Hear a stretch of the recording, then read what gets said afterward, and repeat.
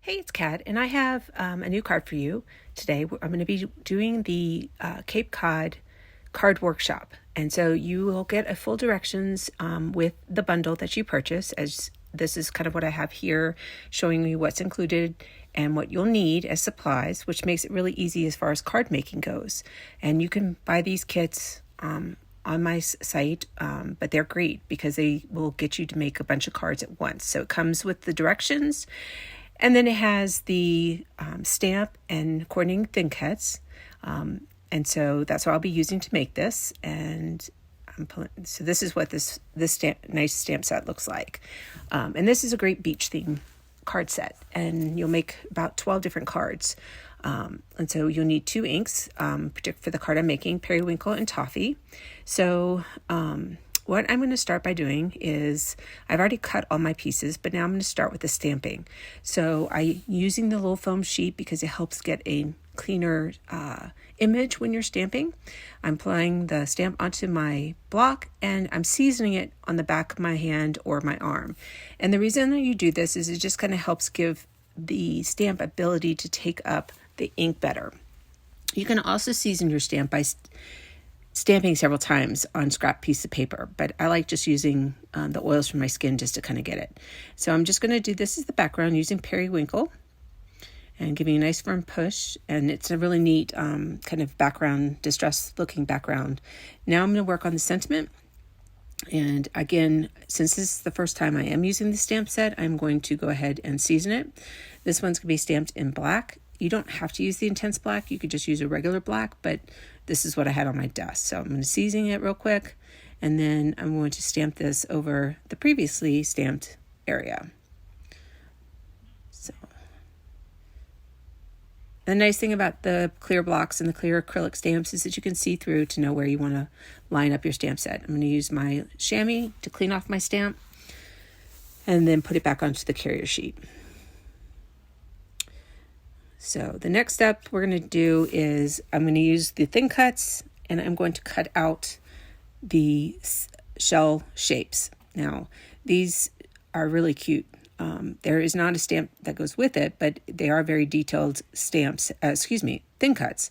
And so for this particular card, I'm just going to use 3. So I'm going to put them onto the Toffee cardstock, and then I'm going to use a little bit of washi tape to hold those in place while I run it through the die cut machine.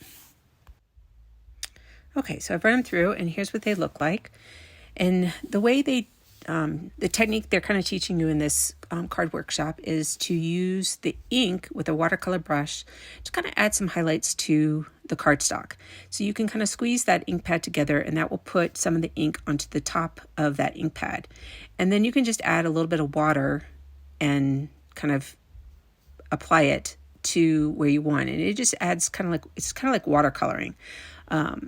And so I'm going to do that to each of these, kind of giving a little bit of highlights. I used a little bit too much, and then I didn't find it was really doing what I wanted, so I put some ink onto my all-purpose mat and was trying it from there. And again, I'll be honest, I wasn't loving this outcome. So I did go ahead and wipe up that. And then I grabbed the card base, and I realized that I thought it'd be kind of fun to make some splattering. So I decided to use the Toffee shimmer brush, and I was just going to splatter a little bit of this shimmer onto the card base just to kind of give a little bit more interest. So I'm just kind of getting the liquid up onto the brush part and then kind of dabbing it on. Then I had the idea that, why don't I try that on those watercolored pieces? And I liked the way it was turning out, but I didn't like the fact that I was doing it over where I'd watercolored, and it was kind of looking quite messy. So I decided to start over. So I cut a new set of the shells and decided to just use the Toffee shimmer brush, and I really like that effect better, and it worked out really well. So you could even so this gives you 2 options. So one way you could do it would be using the watercolor technique, or the second possibility is if you have a shimmer brush, you could use that. You could use watercolor paints instead of just using the ink pad. So there's lots of options for you, but I did like the way the shimmer brush made it a little bit more rich color. And I was able to control the brush strokes pretty well. So redoing those. And then the next step will be to go ahead and assemble the card. So I'm going to start by, I cut this pattern paper into a square and then cut it in half so it became kind of a diamond shaped. And so I'm going to do these two and add that to my card base to create the design. And again, this is one of the designs sketches. It tells you exactly how to cut this, how to assemble it, shows you the picture. So I'm doing a triangle on each side with the points going to the middle. And I'm just kind of putting on there so it's even. And I'm going to put the other one on the other side. It does overlap slightly, which is fine. You're not going to see that because it's going to be covered up with your sentiment. And so I was thinking about shifting a little bit, but I realized it wasn't going to matter that much. So then I'm going to layer up these two pieces. So where my image was, where my sentiment is on the daisy white cardstock, and I'm going to mat that onto a slightly larger Periwinkle mat. And then I'm going to add that to the center and kind of use these shells kind of behind a couple of them, a little bit behind the sentiment and on top. So kind of creating a little layered effect. So I was kind of lining that one up the way I want it before I actually tack down that sentiment.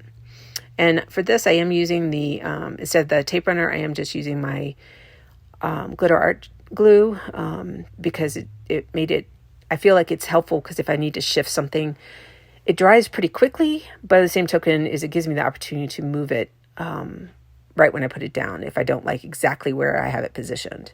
So I'm adding that one. And then the third one, I'm going to kind of overlap this one with the sand dollar towards the bottom, just like this.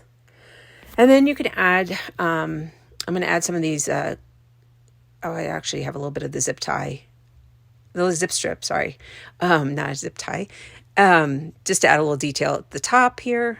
I do like the zip strips that are on each of the pattern papers that Close to My Heart comes out with. It gives you a little extra something. And then I'm adding a little bit of these gems just to add a little bling to it and a little, shine, and also giving a little detail. With this kit, you can make 4 of these cards, and it's a great way to get some cards made. Thanks for watching. Until next time, happy crafting.